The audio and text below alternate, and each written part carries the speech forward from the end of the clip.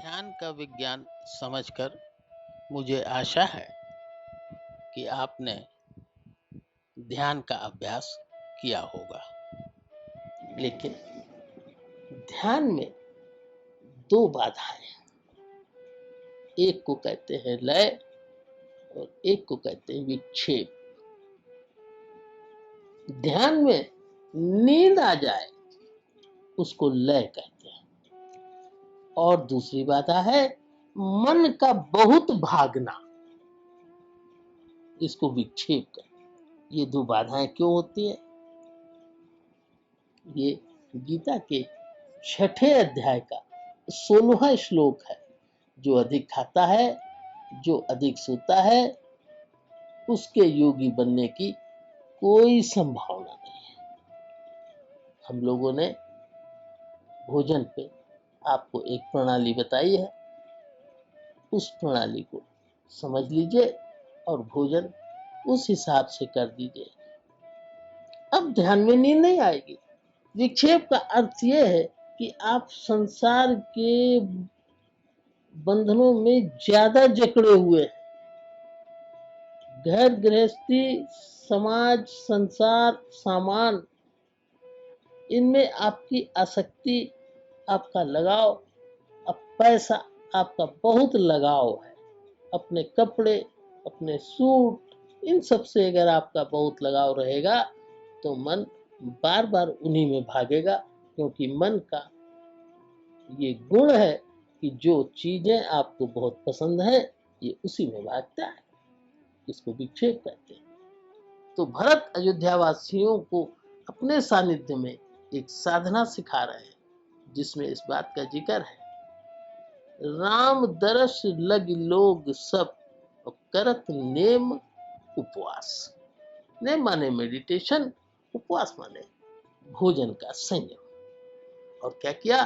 तज तज भूषण भोग सुख। तज तज दो बार वर्ड आया, अगर एक बार वर्ड आता तो छोड़ देना, तज के माने छोड़ देना, तो इसीलिए दो बार उस वर्ड को यूज किया गया। मतलब थोड़ा भोग करें और थोड़ा छोड़ दें, शेयरिंग गॉड कर दें, डिस्ट्रीब्यूशन शुरू करें, अनयूज्ड सामान का डिस्ट्रीब्यूशन करें, कुछ नए सामान का डिस्ट्रीब्यूशन करें, कुछ भगवान का भोग अपने भोजन से लगाएं। और जब आप ये प्रक्रिया अपने उसमें शुरू कर देंगे तो आपके मन की गति, चूंकि सब जगह अब उसको भगवान दिखाई देता है कि ये सब चीज में तो भगवान की शेयरिंग करता है, आपको थोड़ा निकालना है, थोड़ा देना है, भगवान के निमित्त देना है, किसी गरीब भिखारी को नहीं देना। बहुत ध्यान रखिएगा कि 4 जगह भगवान का अस्तित्व है। नंबर 1, बाल में गोपाल, अंदर से बदलना ही है, जनता में जनार्दन को देखना है, संत में भगवंत को देखना है। ये आपके जीवन में जहां मन भागेगा आपका भगवान पहुंच जाएगा, मन भागेगा नहीं।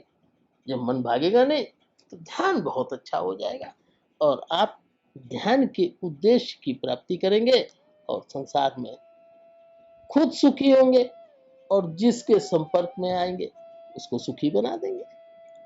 मैंने आपको ध्यान की सावधानी, ध्यान की बाधा, ध्यान करने का तरीका, तीनों चीज बताई। ध्यान पर आप बैठना शुरू करें। अच्छा समय सुबह 3 से 5 होता है। उस समय एक हवा चलती है जो ध्यान में सहायक होती है। और एक टाइम वो चुन ले जब आप सारे काम से निवृत्त होके बिस्तर पर जाएं, आप 30 मिनट बैठ लें और अपने ध्यान को कंप्लीट करें। इसको एक दिन का छोड़ना, आप 1 हफ्ते पीछे चले जाएंगे। इसलिए ध्यान में ब्रेक मत करें। परिस्थितियों का आपके ऊपर विशेष असर नहीं होगा। जब आप ध्यान इस प्रकार से नियमित रूप से करेंगे तब मस्ती बढ़ने लगेगी। अकेले मस्ती नहीं बढ़ती, कहते हैं फ्लोरिशनेस भी होती है। भगवान के संपर्क में आने से जब नेगेटिव थॉट्स हट जाते हैं, भगवान के आप संपर्क में आते हैं, तो ये रामचरितमानस का दावा है कि जिम सरिता सागर मह जाई, यद्यपि ताहि कामना नहीं। जैसे नदी समुद्र में चली जाती है, उसकी कामना नहीं है, तिन सुख संपत्ति, सुख अंदर की मस्ती, संपत्ति माने बाहर का वैभव, बिना ही बुलाए धर्मशील पर जाए सुहाए। ये धर्मशील व्यक्ति कहा जाता है। जिसने मन को जीत लिया, उसने समझो भगवान को प्राप्त कर लिया। इसको धर्मशील व्यक्ति कहते हैं। धर्मशील व्यक्ति के पास सुख और संपत्ति जाकर के इतराती है, अपने को धन्य मानती है। इसका अर्थ यह है स्वास्थ्य, शक्ति, आनंद, ज्ञान, प्रेम, ये तो भगवान के गुण है जो आपको मिल जाएंगे। और जीवन में अंदरूनी मस्ती होगी और बाहर वैभव होगा। दोनों चीज चाहिए, दोनों आपके जीवन में दिखाई देंगे। लेकिन इसके लिए ये याद रखिए कि कम से कम दिन में 2 बार 30 मिनट सुबह और 30 मिनट शाम को, इसमें गैप नहीं करना। आप यात्रा में हो, बस में बैठे हो, आप आंख मूंद लीजिए, अंदर भगवान के नाम का लंबा उच्चारण कीजिए, उसको गुम कर दीजिए, आपका ध्यान बस में ही शुरू हो जाएगा। आप हवाई जहाज में हो, आंख बंद कर लीजिए। आपके पास ये बहाना नहीं है कि साहब हम यात्रा में थे इसलिए हमने ध्यान नहीं किया, हम रिश्तेदारी में गए थे इसलिए हमने ध्यान नहीं किया। अरे भाई, जब बिस्तर पे सोने जा रहे हैं तो सोने से पहले 30 मिनट बैठ जाइए, उसके बाद सो जाइए। अब आपको नींद की गोली की आवश्यकता नहीं होगी। ध्यान के बाद इतनी गहरी नींद आती है कि आपको किसी तरीके की किसी दवाई की आवश्यकता नहीं। लोग बहुत से हैं संसार में जो नींद के लिए दवाइयाँ खाते हैं, साहब नींद नहीं आती। उनको कहिए कि साहब ध्यान पर बैठना शुरू कर दें, सोने से पहले 30 मिनट ध्यान पे बैठें, नींद अपने आप गहरी गहरी आएगी। आप रामचरितमानस में देखेंगे जब राम को वनवास हुआ और उनसे कोल भील्स मिलने जंगल में आए, तो उसमें क्या खासियत थी।